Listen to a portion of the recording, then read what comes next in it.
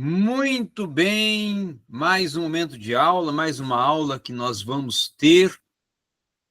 E hoje, antes de entrar no assunto, eu quero lembrar a vocês que estão sempre me acompanhando que eu tenho conteúdos, diversos livros, em conteúdos não só da teologia sistemática, mas também da teologia bíblica, de comentários específicos, como, por exemplo, de evangelhos, de Atos, também temos de um contexto de geografia bíblica, do próprio grego, do Novo Testamento, claro, com todo esse contexto, temos vários assuntos, vários livros que estão em PDF, temos também o livro Hermenêutica Pentecostal em PDF, temos agora também, ainda em livro físico, para você adquirir dos meus livros, da minha autoria, o Escatologia Pentecostal e o Fundamento Escatológico de Daniel, que você pode adquirir. Então,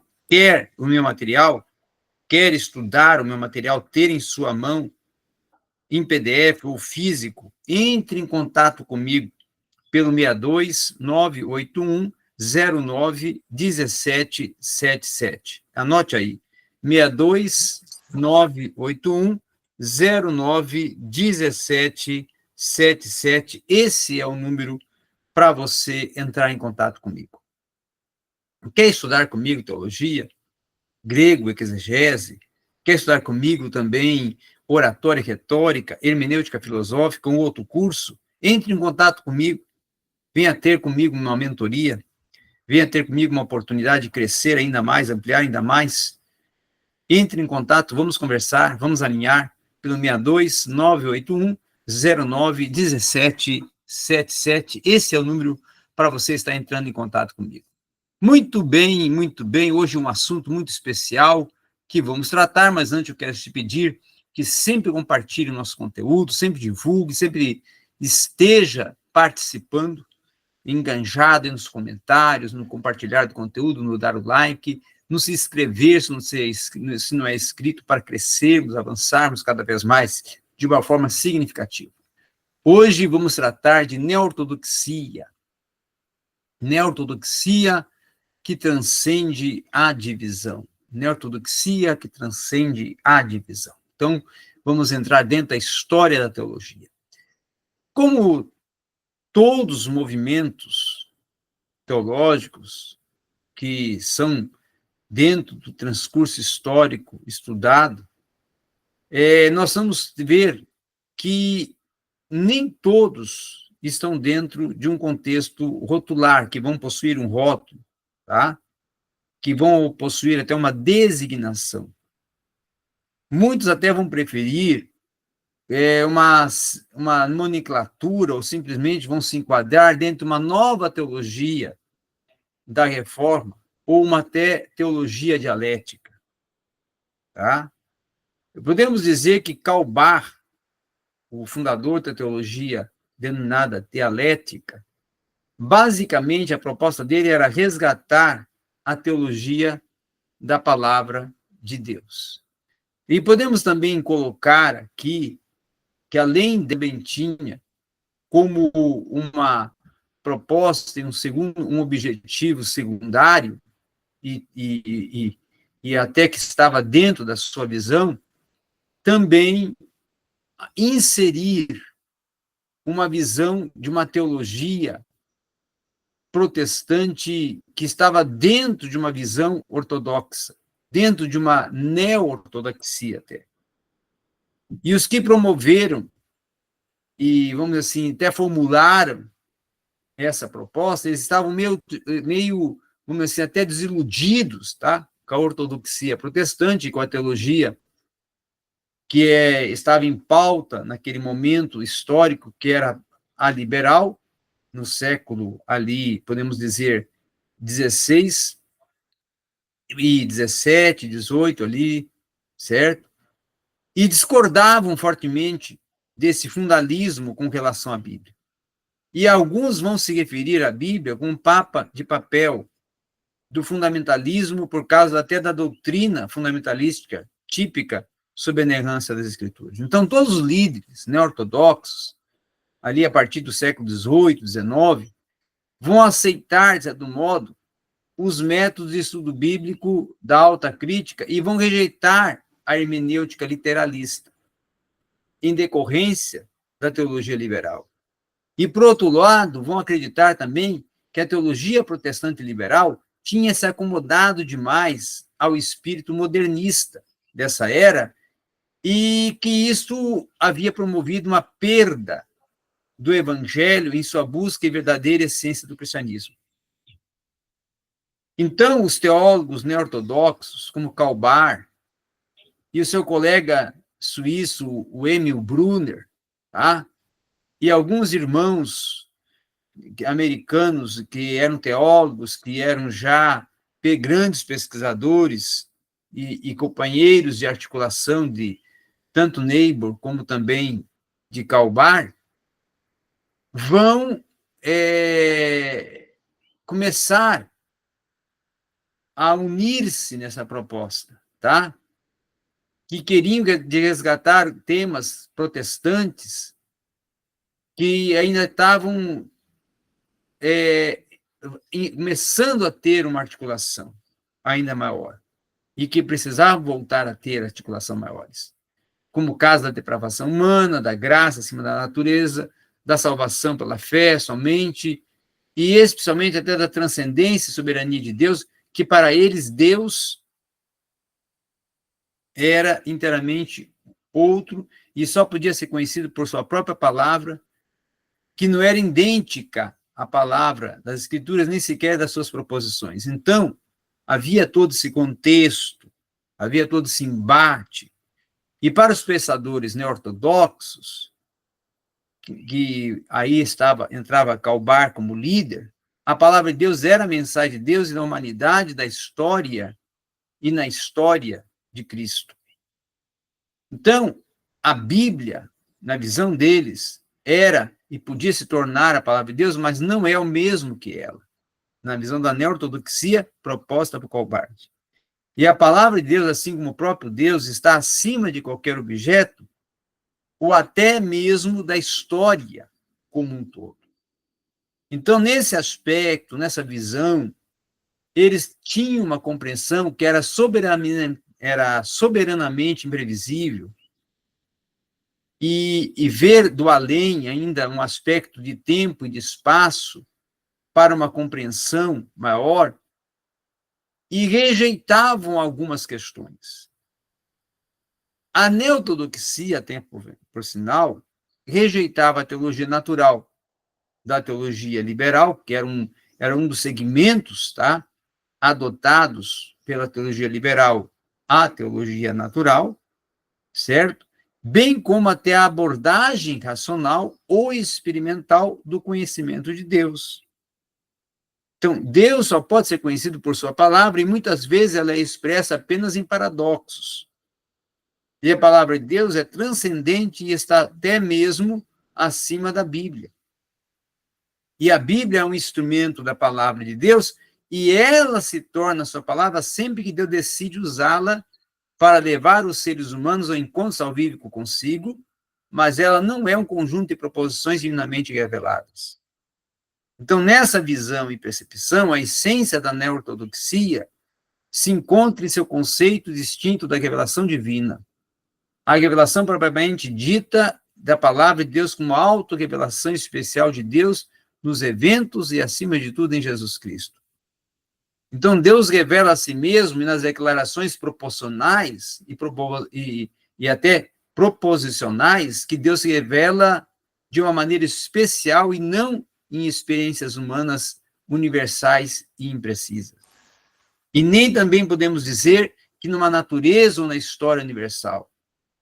E aí, para alguns teólogos protestantes, neortodoxos, essa revelação de Deus, elas, na visão deles, tá? Entenda-se bem, na visão deles, tinham um parecer de uma invasão na história, na própria experiência humana, e nunca identificada aos resultados da busca do homem por Deus e nem as palavras por proposição das Escrituras.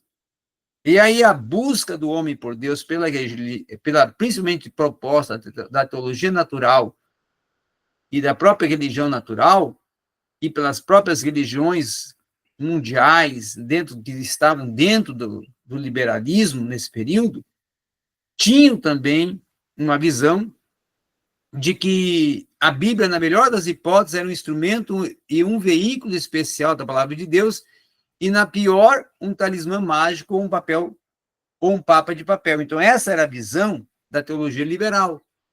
Essa era a visão do liberalismo teológico.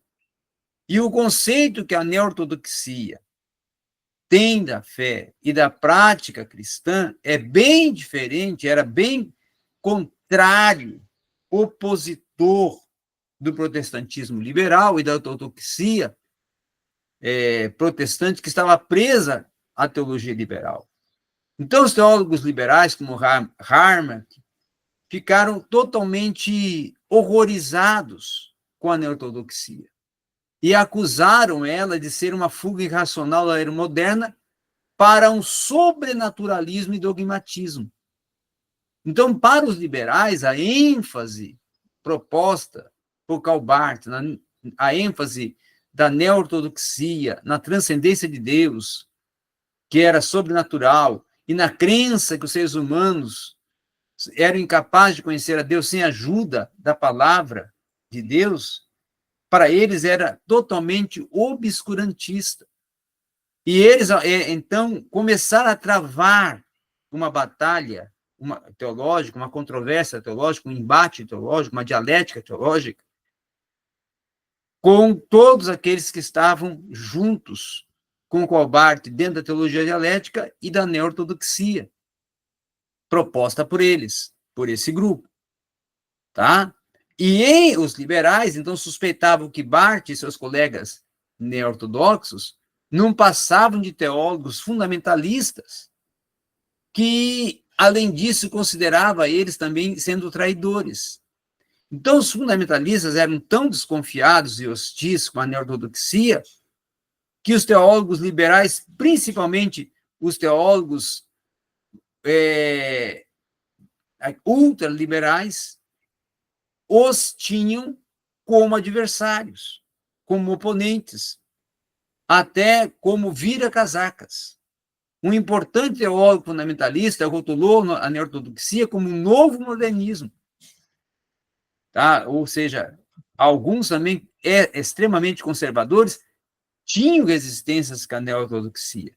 A neo-ortodoxia, nesse momento, estava sendo atacada fortemente porque era um momento de quebra de paradigmas. E a despeito até de críticas severas das aulas teológicas da esquerda ou da direita ou da neo-ortodoxia, para com a neo-ortodoxia e para com esse novo momento, era um momento de grande embate, porque o protestantismo liberal, o fundamentalismo e alguns outros grupos do liberalismo bíblico já tinham tomado conta da ortodoxia protestante e não queriam, de forma alguma, abrir espaço nenhum para adentrar dentro desse contexto e tomar um espaço à teologia dialética, à teologia proposta pelos neo-ortodoxos, que era de voltar à primazia